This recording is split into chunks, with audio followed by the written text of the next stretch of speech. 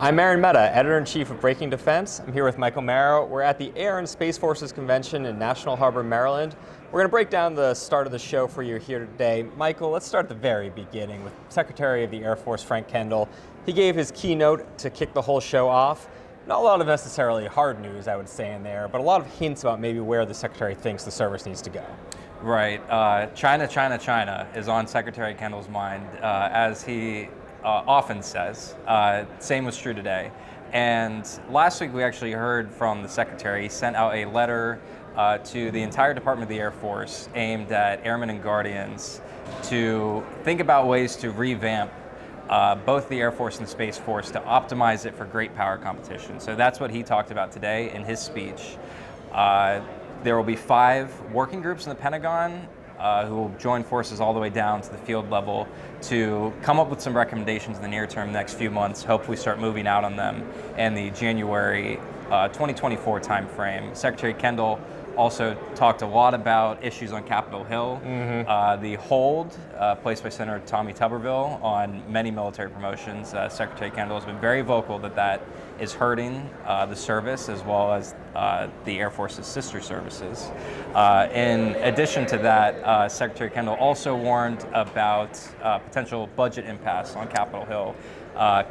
Continuing resolution looks like a strong possibility, but is not the worst case scenario. Worst case scenario is a government shutdown, and that's something Kendall warned about today would be extremely detrimental to the Air Force and the Space Force. You know, on the two-role thing, we've heard from Secretary Kendall, some of the service secretaries, they actually did a joint interview to talk about this issue. It's a big one, and it's certainly one that's being talked about here. It's tough for members of the military because they don't want to get involved directly. That's where you're seeing somebody like Kendall come out and say it. All right, so another topic that came up was transportation, particularly in the Pacific. We had both the head of U.S. Transportation Command here and the head of Mobility Command here for the Air Force.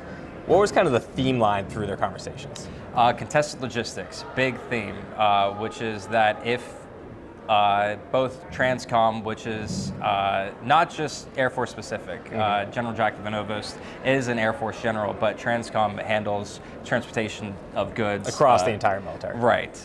So the issue being that, especially in a Taiwan scenario, which is an island, very difficult to keep troops resupplied. So the way the Air Force in particular is getting after that is a concept called agile combat employment.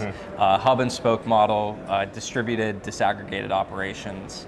We heard the same from General Wilsbach, who is the commander of Pacific Air Forces.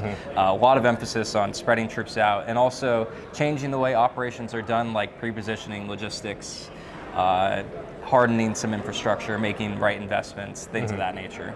So then one other thing that I think is a theme throughout the day has been drones. We just heard a lot about drones, not just the CCA drones, which is a specific kind of grouping, but overall how drones are going to be used in the future. Right. It's hard to understate how excited service officials are for the many uses drones could have. Air Force officials like to talk about them providing an affordable mass, which just means that these drones will be a lot less expensive than fighter jets and will be able to do many of the same things. So General Minahan in his roundtable today talked about drones that not necessarily might perform in combat, but could be deployed from something like a tanker to assist with position navigation and timing in denied environments, or perform a task like scan an airfield that a plane might want to land at. So the trade space, as military officials call it, for drones is very wide open, and the reason why is because they see a lot of uses, and the more they look at it, the more they find applicability.